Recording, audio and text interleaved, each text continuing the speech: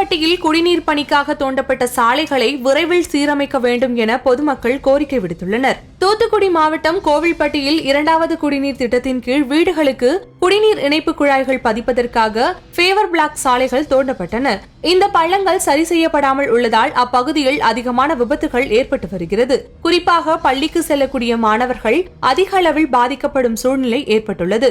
எனவே நகராட்சி நிர்வாகம் தோண்டப்பட்ட சாலைகளை விரைவில் சீரமைக்க வேண்டும் என பொதுமக்கள் கோரிக்கை விடுத்துள்ளனர். கோவில்பட்டி நகரில் முக்கிய சாலையான செக்கடி தெரு, கல்லைக்கார தெரு, தனுஷ்கோடியாவரம் தெரு, பத்திராளிமுகல் தெரு இந்த பகுதிகளில் 2வது லைன் குடிநீர் திட்டத்துக்காக ஆங்காங்கே குழிகள் தோண்டப்பட்டு வீடுகளுக்கு இணைப்பு வழங்கப்பட்டது. மீண்டும் அதே பகுதியில் அந்த எடுத்த கல்களை காட்சி பொருளாக வச்சுருக்காங்க. இதனால் அந்த பகுதியில் போகிற மக்கள் ஒத்தடி பாதையில் போகிற மாதிரியே இருக்குது. அதிலும் காலை நேரங்களில் அவசரமாக பள்ளி குழந்தைகள் செல்லும்போது விபத்துகள் ஏற்படுது.